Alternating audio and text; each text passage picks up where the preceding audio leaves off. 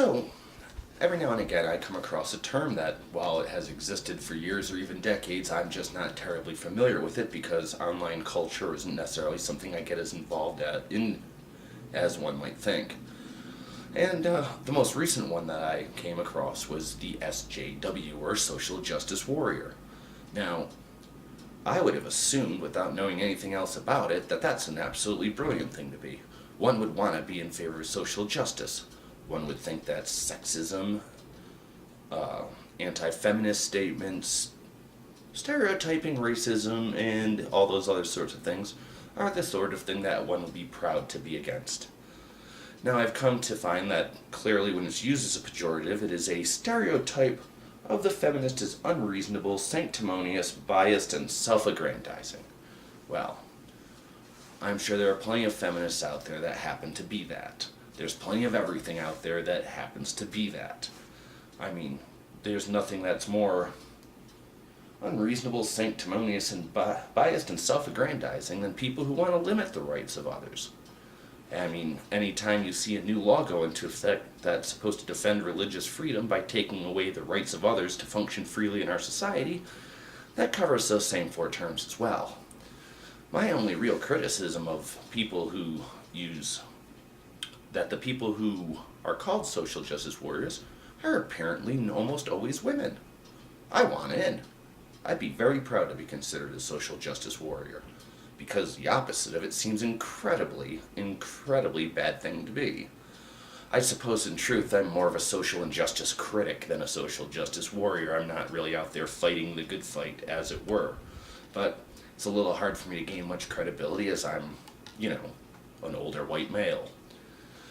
But I'd like to say to the proud SJWs out there, just remember, of course, we are not all the enemy.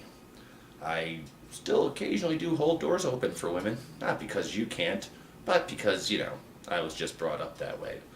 Some points of chivalry are still well worth keeping, even in a socially just world. Now, another thing that I've heard more of recently are the concept of the microaggression. And as I live in Colorado, the Boulder campus of the University of Colorado, I think that's the black and yellow team, not the green and yellow team, which is in Fort Collins, is one of those schools that apparently have safe zones, and they have groups of people who take offense at any slight, conceived, perceived, what have you. And, okay, I understand that asking someone who's not white where they come from is kind of offensive. Apparently that's an example of a microaggression.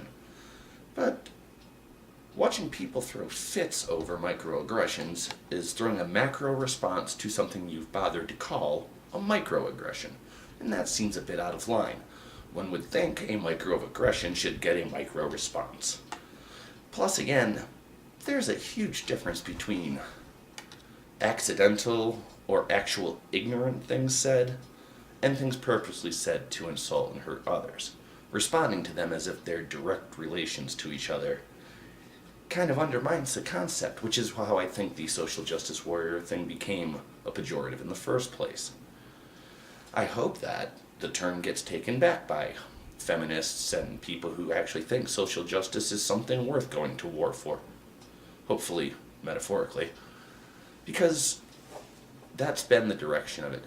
In such an age as we are now, we forget that social justice was something that had to be really hard fought for, apparently. Was Martin Luther King, he really wants poverty to be erased, and he thinks that him and his fellow black people should have the same rights as us. Would he be an SJW in this day and age? Would that be insane? Are the women who fought for the right to vote social justice warriors in this pejorative term? By trying to minimize the issues, and in fact the people who have them, you kind of only make yourself look bad. So for all the social justice warriors out there, female and otherwise, since I'm assuming you wouldn't make an exclusive club, I salute you, and I wish you well, and I hope that you succeed in taking back your term, because I think it's a perfectly good term that, at least on its surface, sounds nothing but positive to me. Thank you. I look forward to your comments, and please feel free to subscribe.